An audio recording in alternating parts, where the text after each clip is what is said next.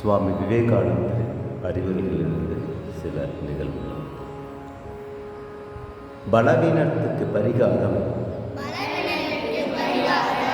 ஓயாமல் பலவீனத்தை குறித்து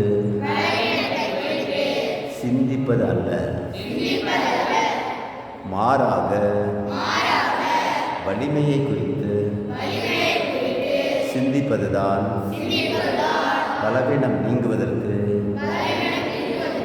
சரியான பரிகாரம். நீ எதை நினைக்கிறாயோ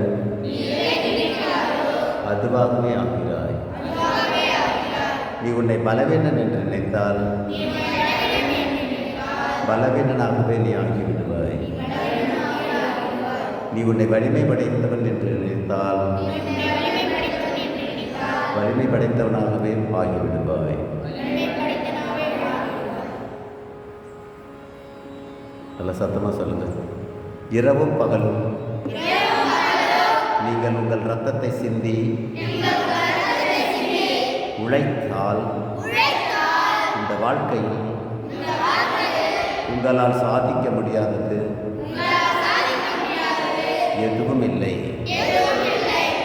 எழுந்திருங்கள், விழித்துக் கொள்ளுங்கள், லட்சியத்தை அடையும் வரை